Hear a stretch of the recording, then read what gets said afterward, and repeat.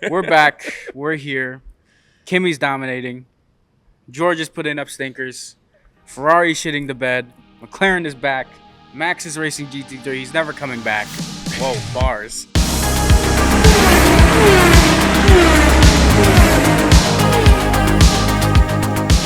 What is up, everyone? Welcome back to another episode of Around the Circuit, Paulo Medio's Formula One podcast. As always, I'm your boy Junior, joined by Mark and Ivan. It is race week again. We went through another small little break, little 2-week, 3-week break, whatever it was. It's race week in Canada, Montreal, at Circuit de... How do you pronounce it? No idea. Villeneuve? Yeah, Villeneuve. Something like that. Yeah. Not going to try to butcher it, but we're in Canada. We're racing. How are we feeling, boys? Felt like a month. Felt like forever. This season has felt so weird. It is very weird start to the season. But we're back again. Like I said before, we started filming for like the fourth time. But yeah, we're here. I'm actually excited. That won't last long. We're back. We're here. Kimmy's dominating. George is putting up stinkers. Ferrari's shitting the bed. McLaren is back. Max is racing GT3. He's never coming back. Whoa, bars. But yeah, excited for race week and exciting race week for motorsport fans, dude. Yeah. I mean, I'm excited to have Formula One back for the time being. It always seems like they're going to come and go for the rest of the year, it seems like. Canada's like one of my favorite tracks, low-key. It's a great It's a really, really great track. It's one of the more underrated tracks on the circuit. I agree. It's one of my favorites to play on the game. Especially when it rains there. I mean, we saw a couple years ago with like Albon making... I still say it's like one of the best passes in F1 history. Yup. Yeah, I already knew where you were still going think with that's one of the best passes in F1 history, but... We got groundhogs running around. Right, exactly. I mean, it's not technically, but it's kind of a home race for my team too, so I'm excited about it. Yeah, no, it's gonna be a good race. I guess it's Slant Stroll's home race, and we're talking home races. Yeah, It is. But no, it's good to be back. We're finally getting some F1 racing.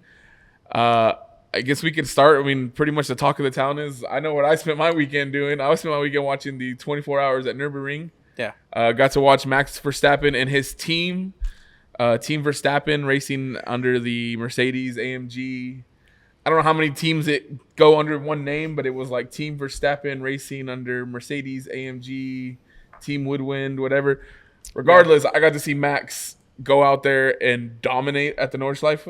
It was my introduction to like. I mean, I watched some of the NLS races that he raced out there, but this was like my first like big introduction into like a full 24-hour race. Like I didn't stay up watching the whole thing, but I watched as much as possible. Had my VPN going so I could watch it because it was blocked here in the US. Stupid. But I watched it. It was fun. It was good. I mean, as somebody who grew up playing like GT racing games, and I've followed the sport, but I've never really dove deep into it. This was a great weekend to like really get in and see what goes into a 24-hour. As a Max fan, I was enjoying myself all the way up until the last 3 hours. Yeah. I mean, if you ask anybody who they've interviewed since I've seen like stuff coming out post race, everyone said that was their race to win. Unfortunately, bad luck struck Max again, his team again. I mean, he won his first race, got DQ'd because of tires. Yeah. Second race, they had to. I think they didn't finish the race because there was an issue. And they go into the 24-hour and they're dominating. They're 30 seconds in the lead going into the last 2.5 hours. And the drive shaft car just decides to break. Yeah. I think they were able to finish. I think they finished like P37 or something like that. But when you're sitting that far in the lead and just you have Max Verstappen waiting to finish the final 2 hours of the race and you have to pretty much end it, it sucks. But it was a great introduction for a lot, not only myself, but there was a lot of F1 fans who've never watched GT at all. Like I said, I've watched some of it. I've kind of followed the sport a little bit, but it was a great introduction to people who've never watched the sport at all. There was a sold out crowd, the biggest crowd they've ever had there. And I can only imagine how many people were watching, that have never watched the sport before. So it was cool to see. I think it was great for motorsports as a whole.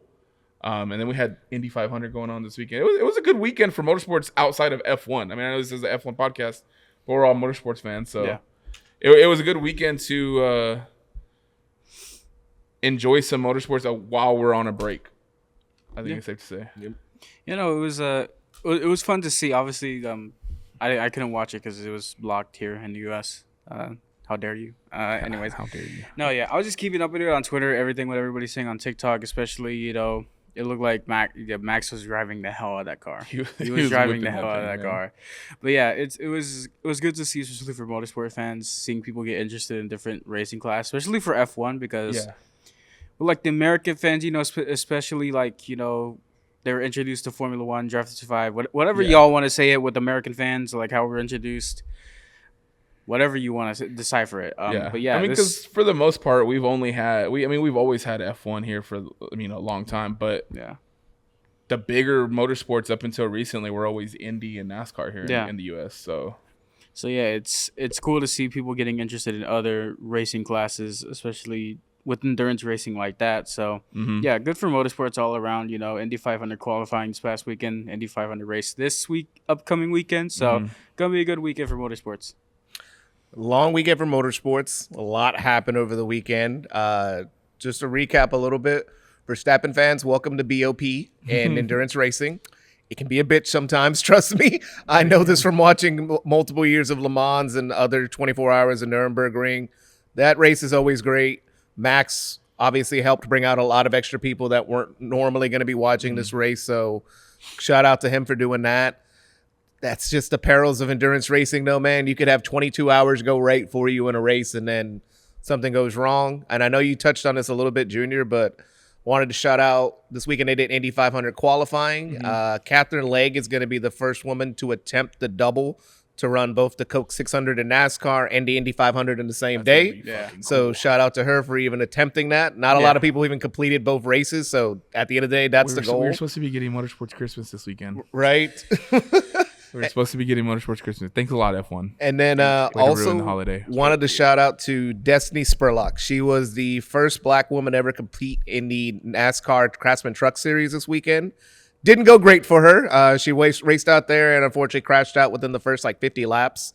But hey, at least we got some new faces on the grid. Women in sports, women in motorsports. Women in motorsports have been doing good. And for those endurance fans that have just now started tuning in, I wish they would come back, but go back and look up some of the videos of the Iron Dames of endurance racing. A great team that's won at Le Mans and 24 Hours of Spa, I believe, as well. So just if y'all have some time, if y'all are watching a whole brand new tier of motorsports, go out and look them out too, guys. Yeah, for sure. So talking about the Nurburgring, some of the discourse I've heard and I've kind of seen people talking about online is, as great as it was for GT racing, as endurance racing, as great as it was for motorsports as a whole, for Max to introduce this whole new fan base into the endurance racing world, one, it kind of is a testament to how good, as much as people that, there are the Max haters, and as much as people may hate him, for motorsports as a whole, he's one of the biggest names, and you can see the kind of crowd he brings. So there's kind of three questions coming out of him racing this weekend: is will he be able to race that again? Obviously, he wants to. He wants to go try to win. They say that the green hell, as they call it, you don't get to win the race. It picks its winner, is what they say. So will he be able to race it again? Does it make him want to leave F1 faster and hurt F1 as a whole? Does it prove that F1 needs to do all they can to keep him in the sport? And then was this weekend bad for F1 as a whole with all the discourse going around the new regs? All these other motorsport series we've seen online taking their shots at the super clipping and the battery storage and all the everything that's wrong with the regulations in 2026 that everybody's complaining about, as from fans to the drivers to former racers. With as much as it's crazy to say, is Max going to race at the Nurburgring and racing GT3, does that hurt F1 in its current state? No. And does it push them to go further and want to make changes to keep him in the sport longer, seeing the kind of crowd he draws. I mean, we talked about this before, especially Max leaving. Not to go too far back into him I think, leaving the sport, but I think going back to what I said, Max leaving the sport would hurt the sport, but I don't think it's gonna like completely destroy the sport. no, of course. I mean, it'll go on. It'll hurt. Obviously, Max fans, some of them will like not even watch anymore because they'll just follow Max wherever he goes. Yeah. But yeah, I think, and him leaving, I think it hasn't changed. I think whatever desire there is that has been there since like the beginning of the season, I think it's still there. I don't think it's like gone down or like he's like, oh, I want to leave now. Especially, because I've already said it. If he leaves, like he has everything planned. He has for what's ahead of him. He's got all the next steps. All the next steps. So whenever he wants to leave, he could leave, and everything will be in order, ready. It won't be like, oh, he's leaving, like everything's in crazy. Fucking the moon is not there anymore. Like, no, everything will still be there because he's planned for it. Yeah. F1, I'm sure, is planning for it, especially Red Bull itself. GP is going to McLaren. Yeah. So everything's in order for him to leave. It's just a matter of how much longer he wants to be here. And that's kind of where I'm going. Is like, we know it's going to happen eventually. Is it kind of a bad look to see like everybody enjoy another series around one of the biggest F1 drivers right now? And can it?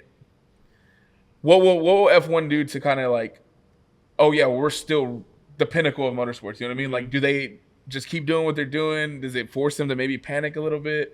We already know there's changes going into 2027. Do they maybe see after the end of the season if they can even push even further into 2028, with that 60-40 split, or if they choose to do, anything different? I feel like this one weekend kind of like opens up fans' eyes to another series, and it gives ammo to the other series to take more shots at F1 if they don't make changes. You know what I mean? Yeah. Yeah. Ivan, you want to? Yeah, for me, I really want to hear your opinion, Ivan, because I know you watch a whole lot more other series than maybe myself or Mark do. I think it helps the other series more than it hurts F1. Mm-hmm. Oh, for sure. Because endurance racing has been around for a long time, and a lot of people watch it, but it's always good when you get one of those new drivers. Like for me, like I just talked about it with the double for Indy 500. My introduction for somebody doing the double was Fernando Alonso a couple years ago. Once I got the taste of him during the double, that honestly got me to watch more Indy racing. So I can tell firsthand, if you have a driver you like more, well enough, you will follow him to any other series he goes. For F1, I don't see it as anything of like, we talked about it multiple times this year, but like they're having a down year when it comes to PR. Yeah. They're not helping themselves at all, but still they're having. And that's kind of where I'm coming from. And that's where a lot of people have been coming from, is that you see all the stuff they've done to like hide comments of people talking negatively about the regs this year, and, try to like silence the haters or whatever you want to call it. And then you have a weekend like this where it's like, oh, there is other good racing outside of F1. Yeah, it's not going to draw like a huge crowd away and kill the sport, but like, does that kind of force F1 to kind of open their eyes? Like, yeah, maybe we should make some of these changes a little bit sooner. Even or something, then, like the bullying and joking against F1 about the clipping has itself, especially in F1 Twitter, has turned into a joke. Yeah, like people will post like shitty racing or like toy cars racing, and they're like, no clipping, pure racing form. Yeah, and it's just like, okay, like. Especially with other sports like Indy 500, the constant taking shots, it's cool, you take your shots, but it's like Indy in itself is already such a good motorsport sport where I really don't feel like they need to be taking shots, because it's like, I know what y'all do.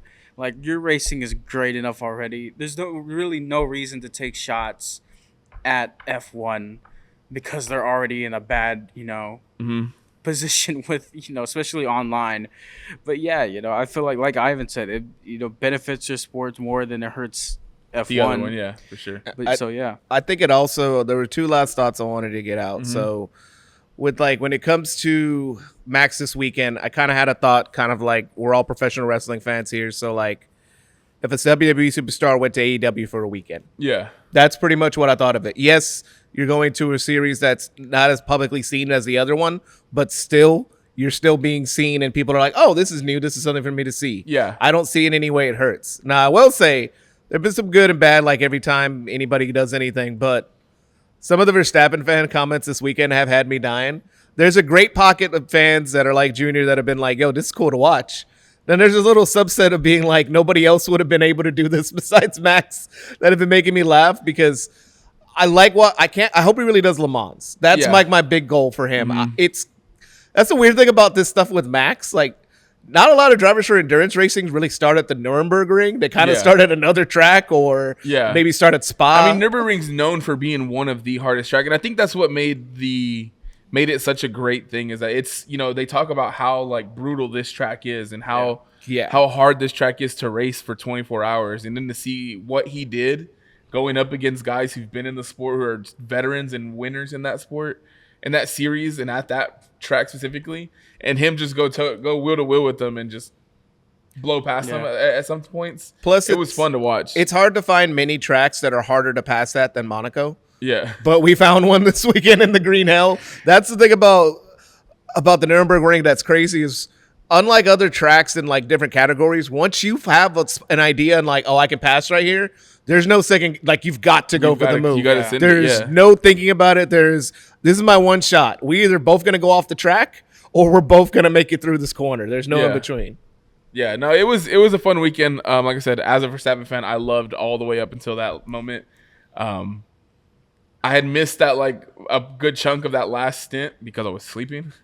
And then Danny Ucandela got in the car, and not long after that is when the car decided to shit itself. I had woken up that morning, I was watching it, and they're like, oh, he's pulling in the pits. And I was trying to wake up and figure out what was going on. And before I knew it, they were like, yeah, there goes the lead. There goes the win. And I decided just to kind of keep up with it from afar after that. Yeah. I watched about an hour just to see if they were going to be able to get the car back out anytime soon to even place maybe like top 20. And when they came out and said, yeah, there goes the top 20, the car's still in the garage, I was like, well, it was fun while it lasted, And for people who are also still new to endurance racing, the best time to watch an endurance race is in the nighttime between 2 and 6 in the morning. No lie, that's when the best commentary happens. That's when the best events happen. It's anything at nighttime. Intense racing at nighttime, and especially nighttime at Nuremberg with like where there's no lights pretty much on the majority of the track. Yeah, I think some of the greatest photos too came out of like sunset time. Like, man, it was just an insane race. Back to more F1 focus. Some of the news we got out of this short break in between, the races was. It's all circling around Alpine, unfortunately. Ivan, that's your team. Yeah.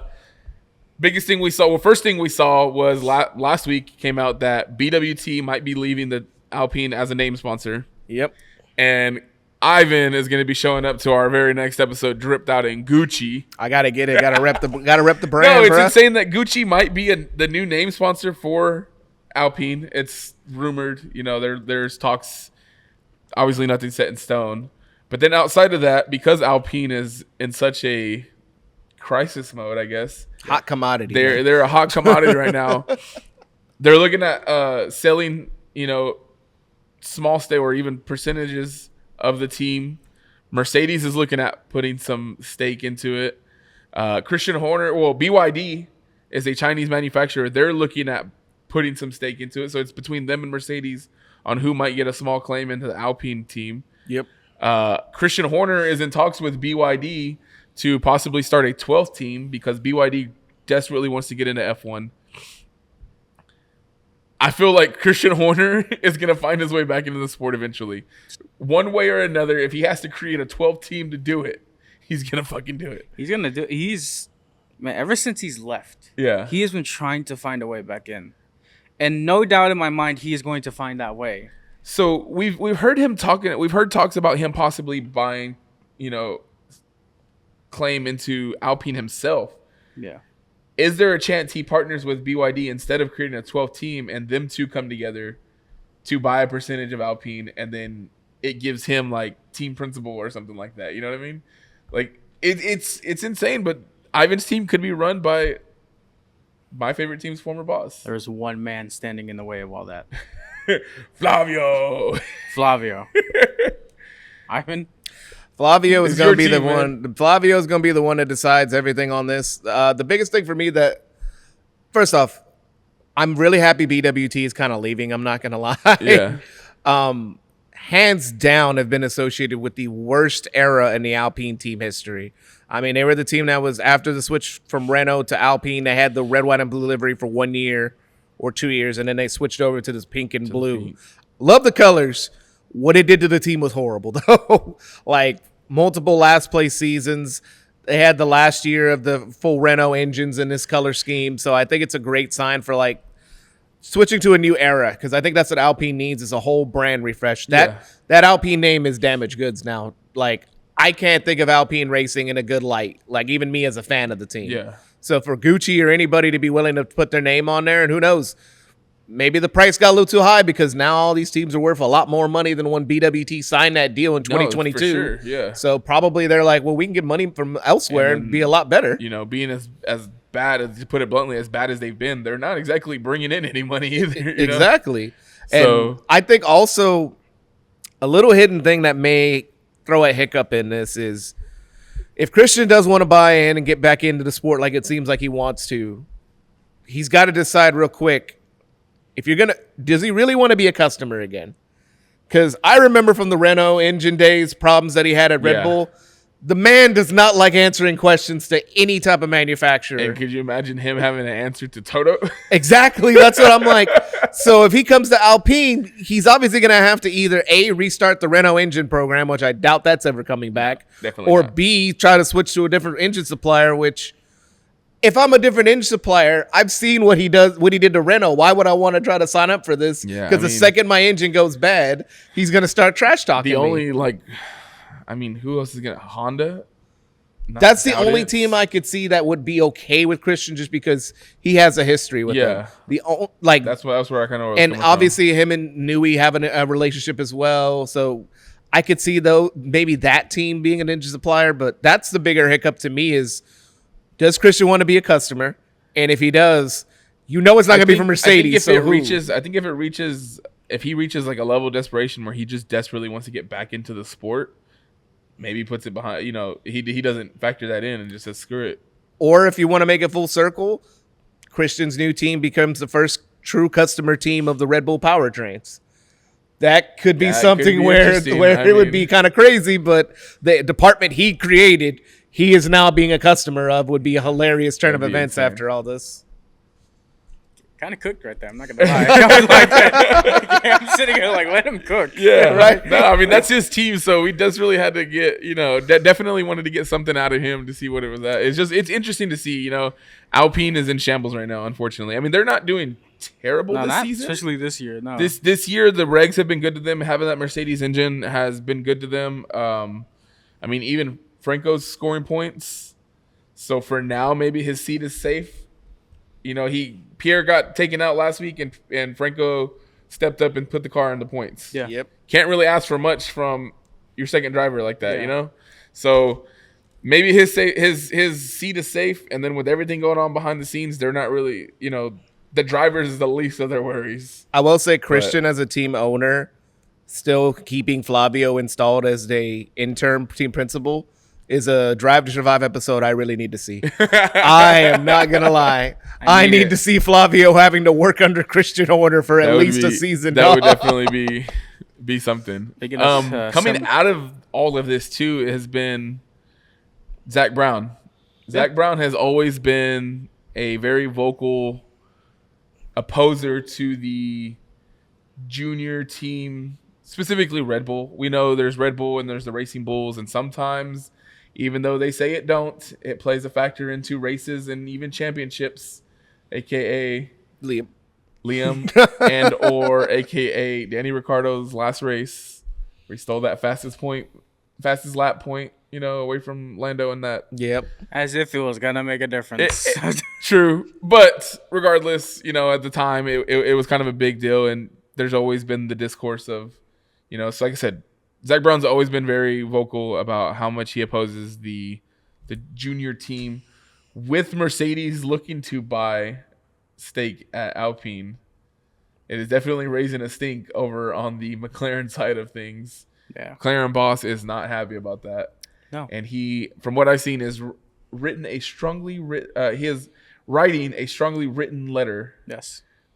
To the FIA president Ben Sulayem. I imagine that letter immediately was thrown in the trash bin. You think so? I think so.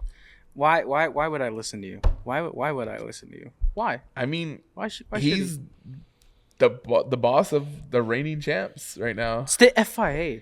I mean, true, but it's they're not gonna care. I think at the end they probably don't care, but it's definitely worth, like how much weight does he carry, and can that? I think if it carried any weight, it would have already happened with the Red Bull teams, but. Ivan, It's interesting to see it come out again, and now it's not only involving my team; it's going to involve yours too. See, so here's my thing with the junior team thing. I don't think any team should be banned from having a junior team. I do think a team should be banned from owning two teams on the grid. That's my only issue with the Red Bull junior team. Because here's the difference. So what if Mercedes owns your team now? I wouldn't like that either, to be honest. Because here's my only issue. I've seen a ton of comments from people saying, well, it makes it for it not competitive. They'll just tell them to pass and everything. I see where you're coming from, but that very rarely happens with RB. Because to be honest, sadly to say this, but unless you're Sergio a couple years ago, there's not many times the Red Bull's going to be around in RB. Yeah. But that's also kind of my point is that to me, RB seems to be the same team every year.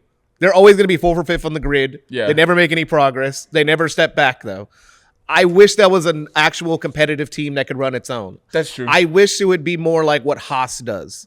Haas is its own team, its own entity, but everybody could tell you they're a Ferrari junior team. Yeah.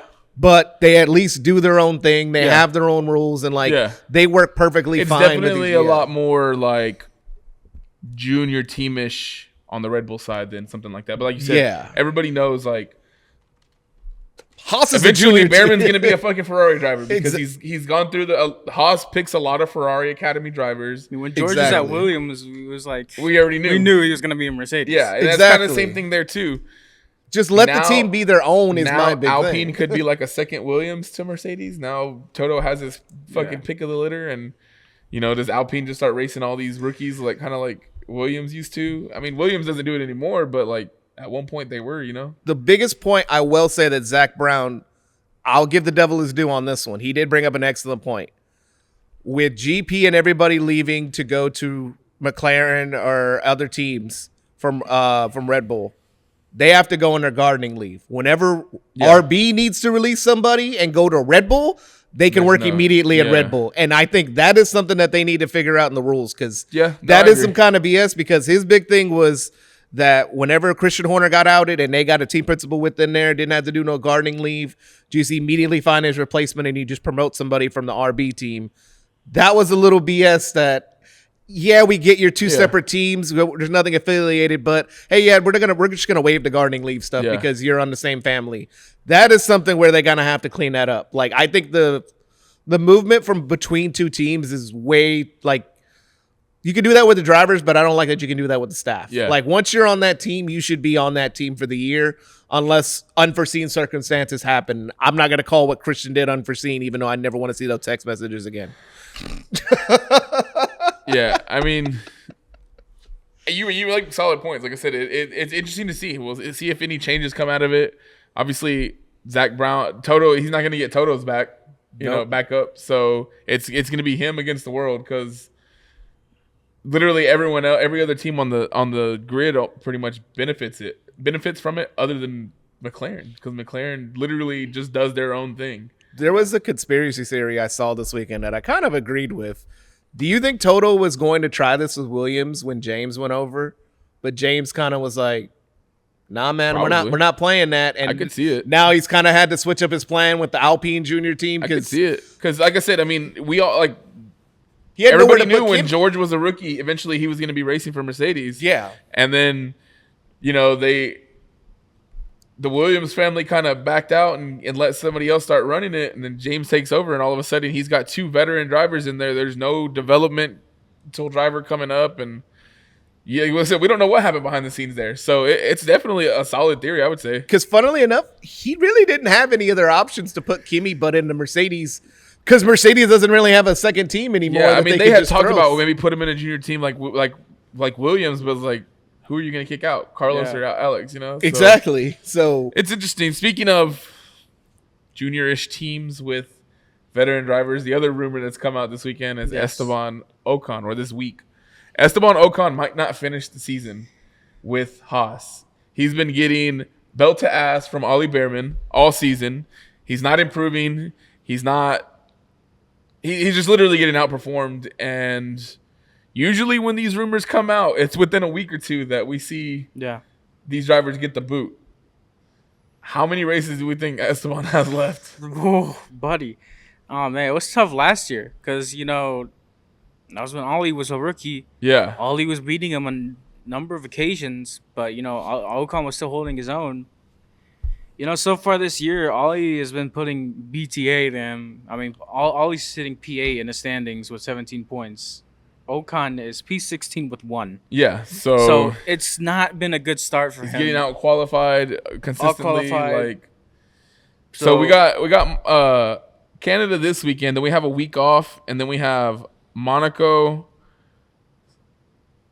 Barcelona, and Austria, almost all back to back. I think there's like a 1 week gap in between Barcelona and Austria, the Red Bull Ring.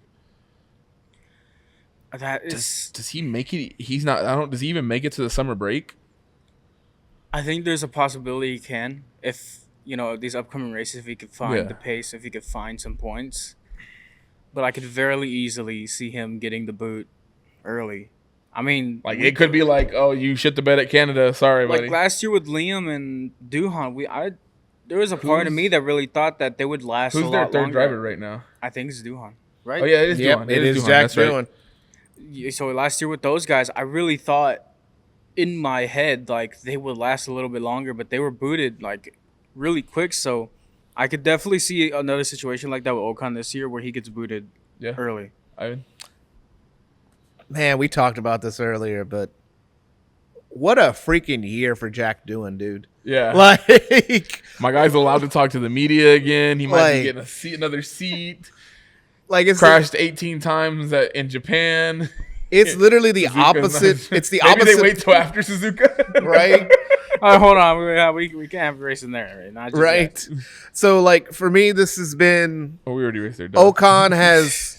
I wasn't gonna call you up, but yeah. I was like, wait. I thought about it for a second. I was like, yeah, we're good. We're good. Ocon has had such a weird career to me. There's not really a career where you can say, I mean, that dude had like a weird... It's very similar to Franco's. Yes, he's had a very, very Franco's. odd...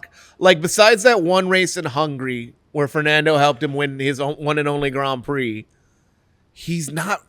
Like, his other highlights are either fights with teammates or... underperforming. You're trying to kill his teammates, underperforming, a French Civil War. Like, I mean, he really, I mean, he's had such a It's almost surprising he stuck around this long. Whenever he got the boot the first time from Gunther, we didn't know if we would see him back, right? Yeah. He has to be like, what's the Haas driver? He's no longer on the grid right now. He got pole in Brazil a couple years ago for Haas. Magnussen. He has the Magnussen type of career to me right now. I could see it. Magnussen got like a podium his very first race, and they were calling him the next big thing. Mm-hmm. Ocon has been, he still is, a Mercedes junior driver, which once you hit close to 30, we got to start dropping like the junior off of your, like they did this, they've done this a couple times with different drivers, but like once you hit 30, you're just reserve, okay? We're not going to call you junior driver anymore, but Ocon, I don't think he makes it to the end of the year, to be honest, unless... I don't think he makes it past the next 2 or 3 weekends if he keeps going up the way he has. I think they give him through the British Grand Prix. I think they give him at least a couple more races in the European circuit. I mean, that's 4 races from now. I don't know. I just think they'll give him a little bit of time because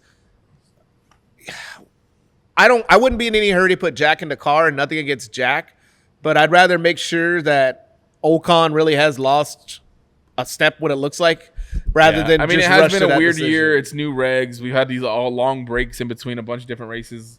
We're in freaking May, and we've only raced 5 weekends. So, Yeah, Yeah. I mean, that's a good point. We could see maybe it lasts a little bit longer than we expect just because it has been a very inconsistent racing year so Yeah. far. And I will K-Mac got that pole, and then 9 months later, his baby was born.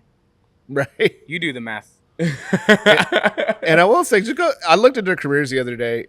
Besides the 1 year they both were like tit for tat with each other when they were teammates, Ocon and Gasly have this weird, you have a negative year, I have a positive year, Yeah. yin and yang going against each other. Because last year he was at Haas, Ocon, the better team. Alpine was in the dregs at dead last, and now you go 1 year later with new regs. Mm-hmm. Freaking Gasly's way ahead of him right now, and now he's in peril of losing his seat. So Yeah. F1 is crazy sometimes. I don't think he makes it to the end of the year. Not saying I don't want him to be, but I think Haas is a different team. There also could be plotting to try to get some of their Toyota young drivers in there because there are reserve drivers for Toyota on that team now. It's just Jack could be a placeholder to hold over, Yeah, and we a see what good, a happens. cheap one at that too. Yeah. So this weekend, Canada, it's a sprint weekend. It's the third of 6 sprint weekends. We've had 3 sprint weekends and 5 races. It's insane. Yes. We have a sprint weekend, so there's only 1 practice session, which is going to be a very important practice session considering both Mercedes and McLaren are bringing major upgrades. Red Bull, Yeah. Ferrari, and a bunch of other teams are bringing minor upgrades. So we're going to see if Mercedes can take that extra step forward to kind of put that gap back in between them and McLaren, because McLaren has been building it, but McLaren is also trying to finish their rebuild of an entire new car and close that gap. I mean, they were, like I said, we saw they were almost within the winning the race, grasp of winning the race last time we raced. So we'll see what happens. We'll see if they can score a win, if McLaren can get either Lando or, I mean, they were both on the podium, so we'll see if Lando or Oscar can take pole, convert it to a win. Yeah. We'll see if this is George's strongest track. I mean, Yes. he's won here multiple times. He's got multiple poles, right? Yeah. Yeah. So we'll see if he can bounce back from the struggles he's been having. And Kimmy's still been dominant. Can he keep it up? Those are kind of all the questions we have going into this weekend with the upgrades and it being a sprint weekend. More points are on the table. Sprint weekends are always very sprint races specifically are always unpredictable. Where is Ferrari and Max going to be in all this mix? Are they still going to be behind everybody?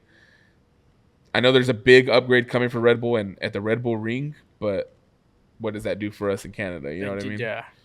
So I think this is definitely a race weekend where we could see a McLaren, like, I don't want to say potentially win, but like I want to say potentially win. I think we could too. I think it's a very high chance we and see a like, McLaren win. you know, really get into the fight, especially where we're saying it's still early. Anything can happen with McLaren, Ferrari, maybe Max, but who knows? I mean, after last year, anything's possible. But yeah, I mean, there is rain predicted for the weekend too. there's that. So I mean, yeah, like you said, one of Georgia's strongest track. Definitely in terms of the championship, this is like, okay, Kimmy, can you do it again? And George, can you lock in? Like, because you're 20 points down, your 19-year-old teammate. I mean, this is dominant if there's ever a track for George to bounce back There was on, ever a track, this is needs it. to be it. We talked about it last week or a couple weeks ago, man. Like, if George doesn't beat Kimmy at a track that's statistically one of his best, if not the best track on the grid for him, then he's got trouble for the rest of the season coming along. he definitely got. I mean, especially with McLaren being as close as they are. Exactly. We saw a little bit of it last year work out in the opposite, but I'll just use Lando in Miami. When Oscar won Miami last year, that was the statement Oscar had to make, say, "No, I got you at your best track too. Like, it's going to be hard for you to win this title this year." And, you know, obviously Lando was able to come back and win the title, but that's what George is going through this weekend now. I hate to compare their seasons, but like, Lando's season last year is paralleling George's like to a T right now this year. Like, and we made that comparison between Oscar and Kimmy 2 weeks ago when you know we recapped Miami. So exactly, like those two drivers are the younger drivers coming after their drivers that have been there for a while. This is George is tied for, I think he has 2 pole positions there, tied with Max. For like 5th all time in like pole positions there. That's one of his better tracks that he has. If he can't at least, I would say, finish second at minimum, then it's going to be a long season for George, and especially going to the European circuit.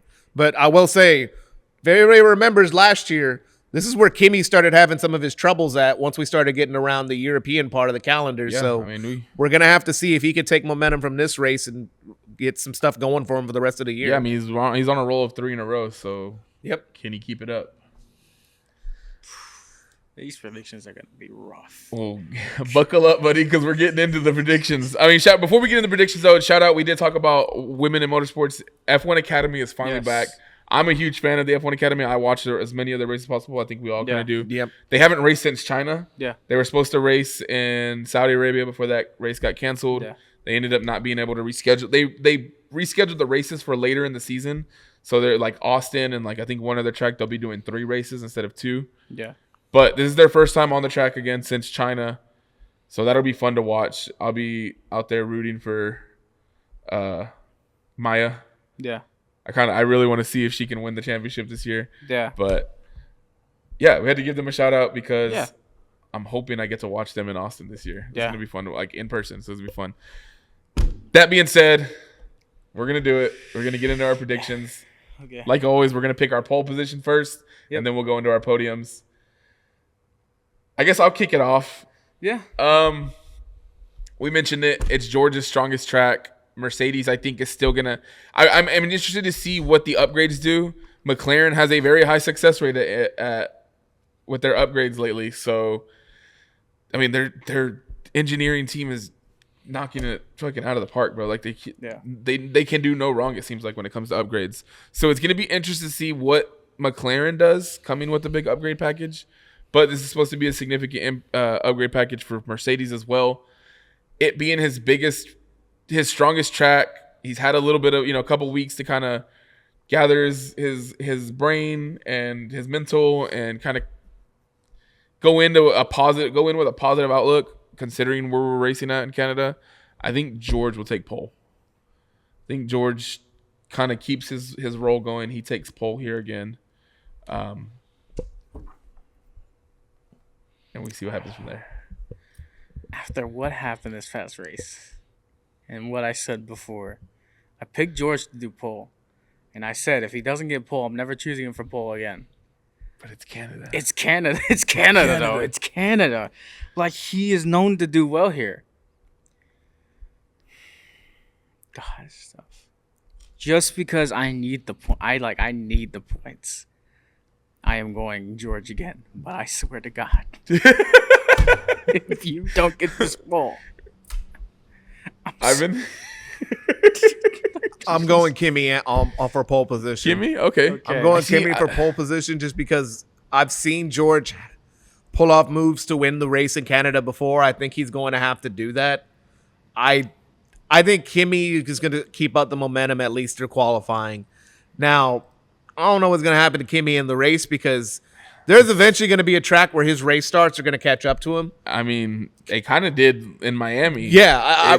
He ran into some good luck. Yeah. Like eventually one of these race starts, if Kimi's he's going to keep doing what he's doing and not figure out what the heck to do at the starts, it's eventually going to bite you in the ass. So yeah. I think this is going to be the track where he gets pole position, but it finally comes back to rue him that he couldn't finish the job at the start. Mm-hmm. So we got George, Kimi, poles. Yeah. I wanted to pick a McLaren, but I mean, Lando took pole Kimi took pole in Miami, right? Yeah. Okay. So I think McLaren is there. It's just been Mercedes still. Even Max was almost right there. Yeah. I think it's still like I said, just George's track. He's got to do it. Was Kimi double McLaren podium and then George? Yeah. Alpine. That being said,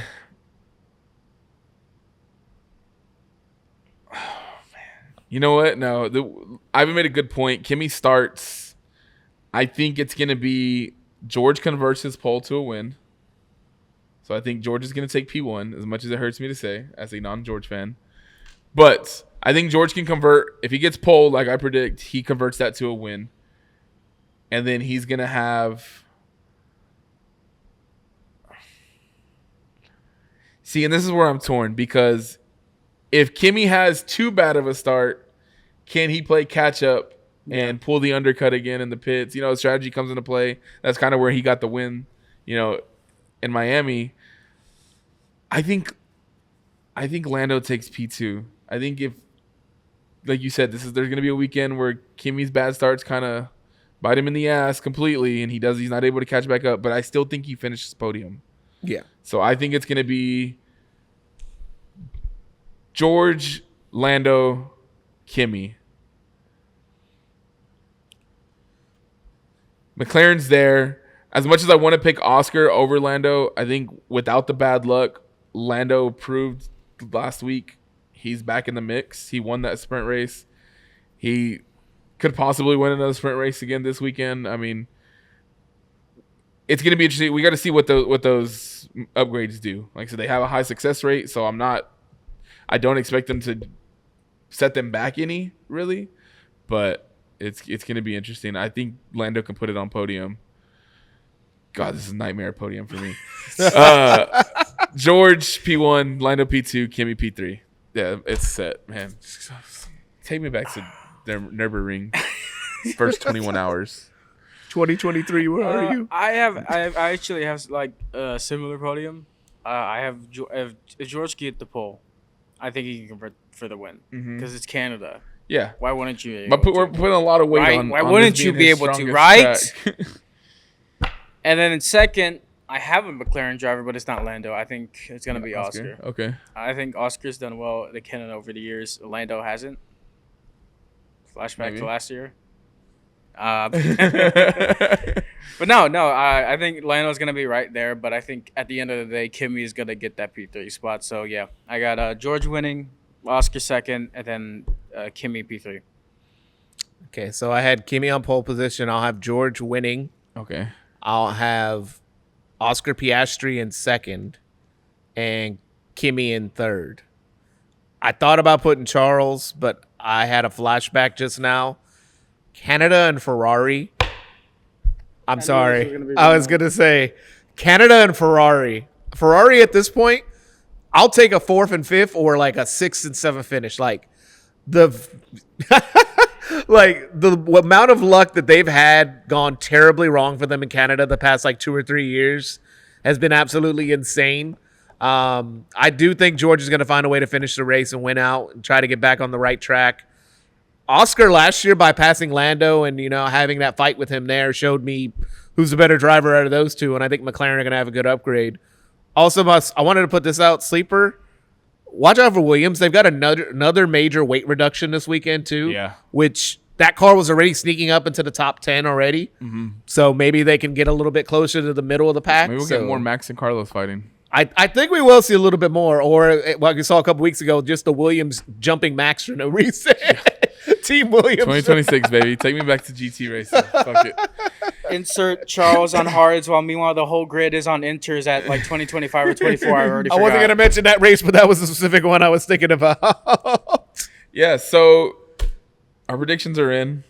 We'll see what happens. It's going to be an interesting weekend. A lot more upgrades. I don't know. We'll see. Yeah, we'll see. Some rain could be in the mix. We've seen a rainy Canada before. It usually produces, like I said, it's one of our favorite tracks to watch, I think, as a whole. Yeah. So we'll see. Yeah. We'll be back next week to recap all the drama for this weekend. If you're in Houston, we won't be doing a live stream this weekend. We will be at the Space City Racing Community. Is that what they're called? Racing Club? I'm sorry. Watch party. It's a combo between, they're throwing a big party here in Houston. Yeah. With JD Sports. So that'll be cool if you're in town. If you're in, around us, go check it out. We'll be out there. Let's see what happens. Yeah, we'll be back next week. We'll recap Canada.